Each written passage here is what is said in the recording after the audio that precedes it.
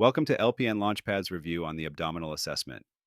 This session presents essential strategies for gathering a comprehensive gastrointestinal history, performing a meticulous physical examination, and identifying potential abnormalities that affect patient health. The primary purpose of the interview is to collect the patient's gastrointestinal history and identify possible underlying disorders. The nurse asks targeted questions about symptoms, diet, and bowel habits to gather relevant information for the physical examination. The nurse inquires about recent changes in appetite, food preferences, dietary restrictions, and daily meal, snack, and fluid intake. This information provides insight into the patient's nutritional status and potential gastrointestinal concerns. Anorexia may suggest infection, malignancy, or depression. Polyphagia may indicate hyperthyroidism or diabetes. And unexplained weight loss or gain could indicate metabolic issues, malabsorption, or fluid retention. The nurse asks about the frequency, duration, and triggers of nausea and vomiting and examines vomitus for characteristics such as color, consistency, and the presence of blood to determine potential etiologies. Coffee ground emesis generally indicates upper gastrointestinal bleeding. Bilious vomit, green or yellow, suggests bowel obstruction below the stomach, and projectile vomiting may signal increased intracranial pressure or pyloric stenosis. The nurse assesses usual bowel patterns by asking about frequency, consistency, ease of passing stool, and any changes in stool color or frequency to detect early signs of gastrointestinal dysfunction. Constipation may result from dehydration, low fiber intake, or immobility. Diarrhea may indicate infection, irritable bowel syndrome, or malabsorption. Melena, black tarry stools, signals upper GI bleeding, and hematochezia, bright red blood, suggests lower GI bleeding or colorectal cancer. Using the OPQRST method, onset, provocation, quality, region, severity, time, the nurse gathers comprehensive details about the pain, including its location, character, and triggers, to elucidate the underlying cause. Epigastric pain may involve gastritis, peptic ulcer disease, or myocardial ischemia. Right upper quadrant pain may suggest gallbladder disease or hepatitis. Left lower quadrant pain may reflect diverticulitis, and diffuse pain can indicate peritonitis or bowel obstruction. The nurse also inquires about a history of GERD, ulcers, IBS-IBD, or previous abdominal surgeries. The nurse investigates the patient's history of GERD, peptic ulcers, IBS, IBD, and previous abdominal surgeries, as these conditions influence the risk of complications and the interpretation of current symptoms. Inspection evaluates the abdomen's shape, symmetry, and skin condition to detect organ enlargement, fluid accumulation, or abnormal masses that may indicate underlying disorders. The nurse examines the shape and symmetry of the abdomen, noting any abnormal distension or asymmetry that might suggest the presence of gas, fluid, or enlarged organs. Achieve optimal inspection by positioning the patient supine with arms at the sides and knees slightly flexed, and observing the abdomen from multiple angles, foot of the bed, side, and seated views, to detect subtle or localized abnormalities. A flat abdomen is typical in well toned individuals. A rounded abdomen may be normal in young children or overweight patients. A scaphoid, concave contour, is common in malnourished or cachectic patients, and a distended abdomen may result from gas accumulation, ascites, or organ enlargement. The nurse instructs the patient to take a deep breath to reveal hidden masses, localized bulging indicative of a hernia, or unilateral swelling that suggests organ enlargement. Mild epigastric pulsation may be normal in thin patients. However, the exaggerated pulsation may suggest an abdominal aortic aneurysm, and visible peristaltic waves may indicate bowel obstruction. Distension combined with absent bowel sounds may indicate an ileus or peritonitis. High-pitched tinkling sounds often suggest obstruction, and a fluid wave can signal ascites secondary to liver disease. Inspection of the abdominal skin involves evaluating color changes, lesions, scars, rashes, and dilated veins. These findings may reveal systemic conditions or localized abnormalities that affect the diagnosis.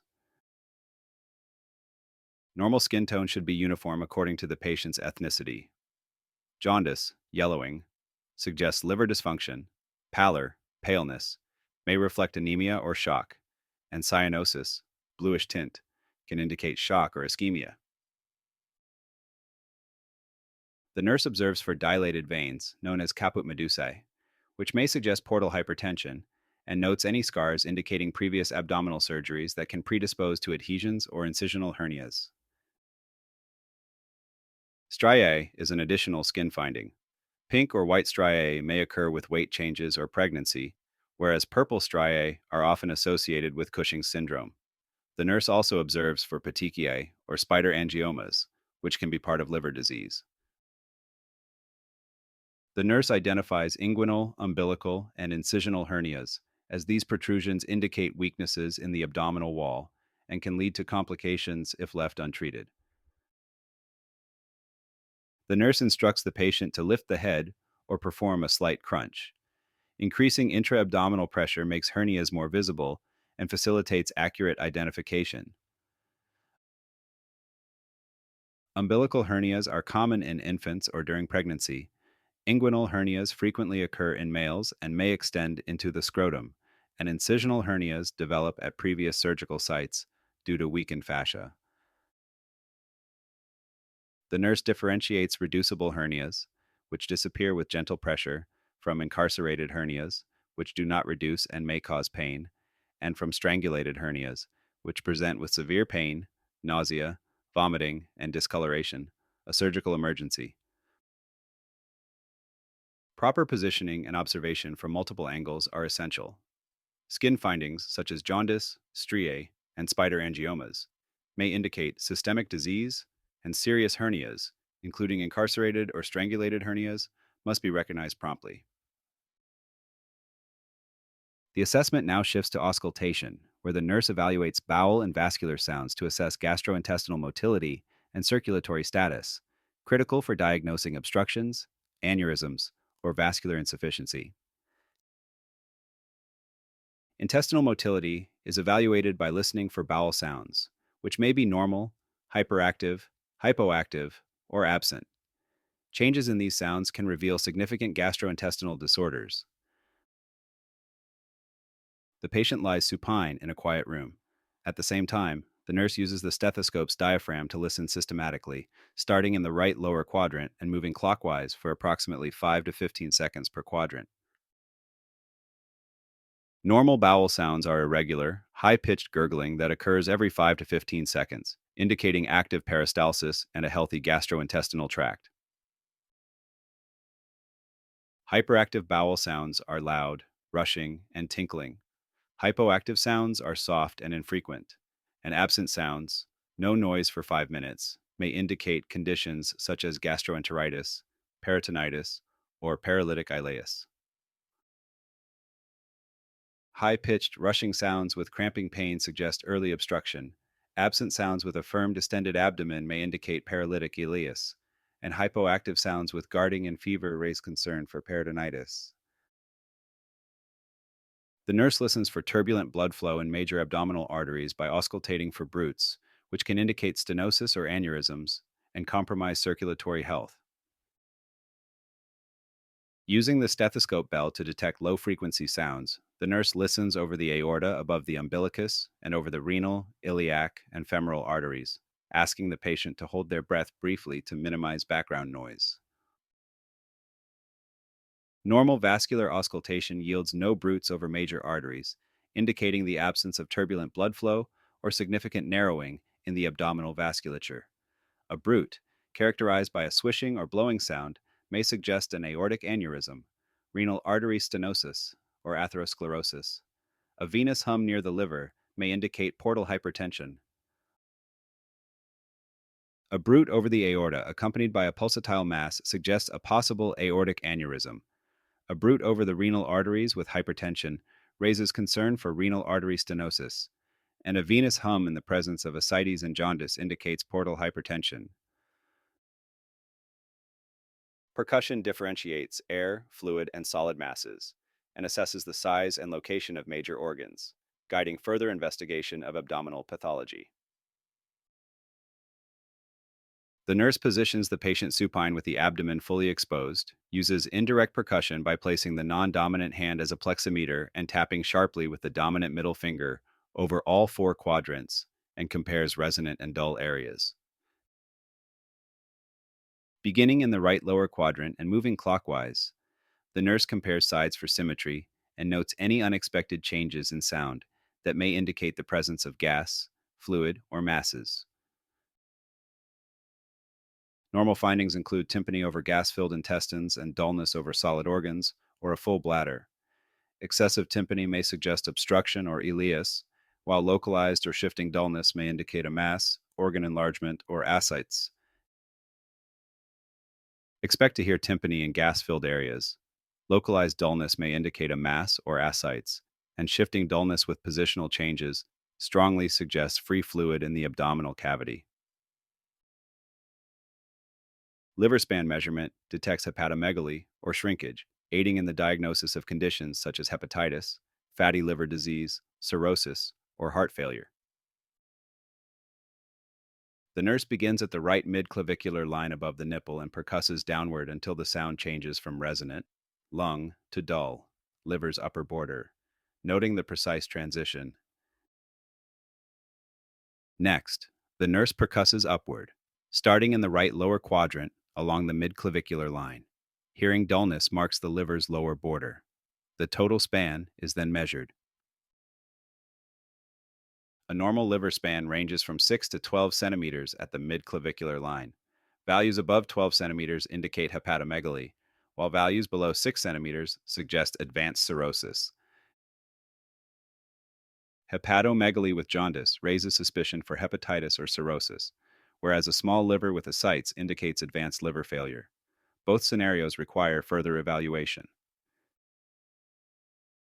To assess for splenomegaly, the nurse locates Traub's space, left sixth rib, mid-axillary line, left costal margin, percusses from the mid-axillary line toward the lower ribs, and instructs the patient to take a deep breath, which lowers the spleen. Tympany is the expected finding. Dullness over Traub's space typically indicates splenomegaly. Splenomegaly with accompanying fever and fatigue may suggest mononucleosis, and splenomegaly with jaundice may indicate liver disease. It is essential to percuss all quadrants for symmetry, confirm that the liver span remains between 6 and 12 centimeters, and ensure splenic dullness remains confined to Traub's space without pathology. Palpation evaluates surface and deep structures to identify tenderness, masses, and organ enlargement. The nurse carefully observes the patient's response to applied pressure. Light palpation detects surface abnormalities, muscle tension, and early signs of peritonitis. With the patient supine and knees slightly flexed, the nurse gently presses 1 to 2 centimeters in a circular motion using the pads of the fingers. A normal finding during light palpation is a soft, non-tender abdomen without masses or rigidity. Localized tenderness may indicate appendicitis or cholecystitis, and guarding, voluntary or involuntary, suggests deeper pathology and a need for further assessments. Voluntary guarding may result from anxiety, whereas involuntary guarding, or a rigid, board like abdomen, indicates peritoneal irritation and represents a medical emergency. Deep palpation assesses for deeper masses, organ enlargement, and tenderness. The nurse presses 5 to 8 centimeters into all quadrants using both hands, the dominant hand on the abdomen and the non dominant hand applying additional pressure. A normal deep palpation reveals no palpable masses and non tender organs.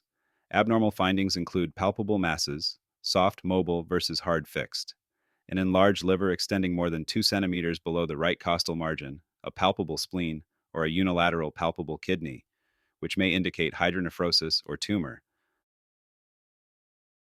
The liver should not extend more than 2 centimeters below the ribs, and palpation should end if the spleen is detected to avoid rupture and ensure patient safety during the examination.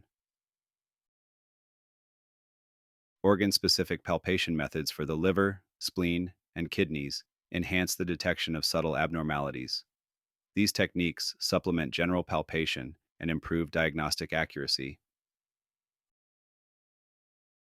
The nurse may use the hooking technique, standing at the patient's right side and placing both hands under the right costal margin during inspiration, or the bimanual method, supporting the right flank with one hand while palpating below the ribs. A normal liver is barely palpable. A firm, enlarged, or nodular liver indicates pathology.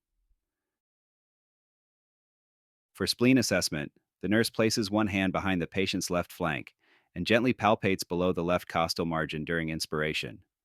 For kidney evaluation, ballottement is performed by placing one hand under the costovertebral angle and pressing from the front.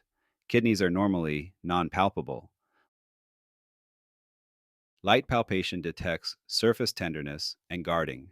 Deep palpation identifies deeper masses, and organ enlargement and special liver, spleen, and kidney techniques provide detailed evaluation when subtle abnormalities are suspected. The nurse should be familiar with specific signs such as Murphy's sign, McBurney's point tenderness, Rovsing's sign, Blumberg's sign, Psoas sign, and obturator sign. These maneuvers target gallbladder or appendiceal inflammation, peritoneal irritation, and potential abscesses, providing critical clues for early diagnosis. To assess acute gallbladder inflammation, the nurse locates the right upper quadrant just below the right costal margin in the midclavicular line and applies gentle, steady pressure. At the same time, the patient inhales and observes for an abrupt cessation of inspiration due to pain. A positive Murphy sign is when the patient stops inhaling due to pain, suggesting gallbladder inflammation or cholecystitis. NCLEX questions frequently associate a positive Murphy sign with acute cholecystitis. For assessing acute appendicitis, the nurse positions the patient supine with legs extended, locates McBurney's point in the right lower quadrant, approximately one-third of the distance from the anterior superior iliac spine to the umbilicus, and applies firm pressure. Sharp pain at McBurney's point, especially if accompanied by rebound tenderness, strongly indicates appendicitis. NCLEX questions frequently reference this finding as a key indicator of acute appendicitis. To detect appendicitis via referred pain, the nurse applies gentle but firm pressure in the left lower quadrant. At the same time, the patient lies supine and observes whether this palpation elicits pain in the right lower quadrant. A positive Rovsing sign occurs when right lower quadrant pain is elicited by pressing on the left lower quadrant, supporting a diagnosis of appendicitis. Rebound tenderness after releasing the pressure further substantiates this finding. The nurse assesses for peritoneal irritation by pressing firmly on a tender area, typically in the right lower quadrant, and then quickly releasing the pressure. Increased pain upon release indicates rebound tenderness. A positive Blumberg sign, characterized by increased pain on pressure release, suggests peritoneal irritation, which may be associated with appendicitis, a perforated ulcer, or peritonitis. This sign is a frequent highlight in NCLEX scenarios. To detect retrosacral appendicitis, the nurse instructs the supine patient to lift the right leg against resistance or turn the patient onto their left side and passively extend the right leg, thereby stretching the psoas muscle. A positive psoas sign is demonstrated by right lower quadrant pain during active resistance or passive stretching. This indicates irritation of the psoas muscle by an inflamed appendix, a key detail often noted in NCLEX questions. The nurse assesses for pelvic appendicitis or an abscess by positioning the patient supine with the right hip and knee flexed to 90 degrees, then gently internally rotating the hip by moving the ankle outward while keeping the knee steady. A positive obturator sign, evidenced by right lower quadrant pain during internal hip rotation, suggests pelvic appendicitis or an abscess and necessitates further investigation of pelvic pathology. Murphy's, McBurney's, Rovsing's, Blumberg's, psoas, and obturator signs provide critical information about specific abdominal emergencies, such as cholecystitis or appendicitis. Early recognition of these signs facilitates prompt diagnosis and intervention.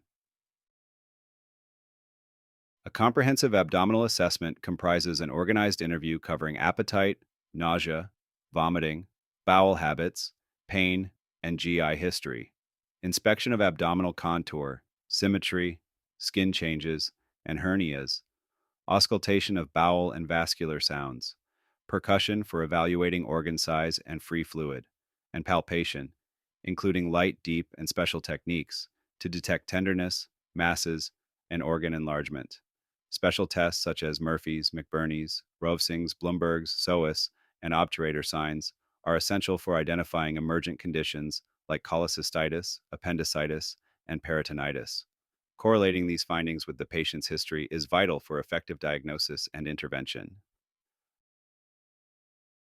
A systematic abdominal assessment is critical, documenting and comparing findings with the patient's history and vigilance for life-threatening conditions, such as peritonitis, cholecystitis, and appendicitis, is essential for timely intervention. Nurses must familiarize themselves with normal versus abnormal findings at each assessment stage. Early detection of abnormalities leads to prompt intervention, and NCLEX questions frequently emphasize these clinical distinctions. A nurse observes coffee ground emesis during a gastrointestinal assessment. Which condition does this most likely indicate? A. Normal digestion. B. Upper gastrointestinal bleeding. C. Bowel obstruction. Or D. Increased intracranial pressure.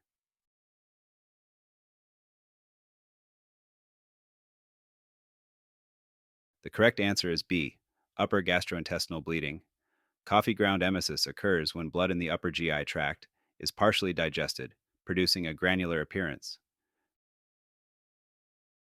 During abdominal percussion, a nurse notes localized dullness that shifts with changes in the patient's position. Which of the following is most likely indicated? A. Bowel obstruction. B. Ascites. C. Normal finding. Or D. Excessive gas accumulation.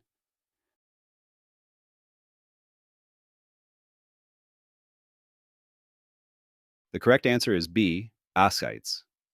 Shifting dullness is a classic sign of ascites, indicating free fluid in the abdominal cavity.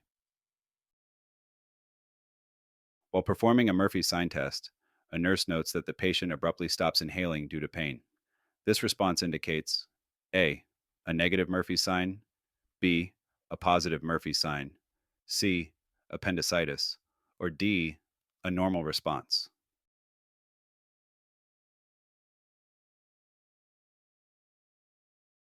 The correct answer is B. A positive Murphy sign. An abrupt cessation of inspiration during right upper quadrant palpation suggests gallbladder inflammation, confirming an optimistic Murphy sign. Hey there, this is Brian. I am the creator of LPN LaunchPad.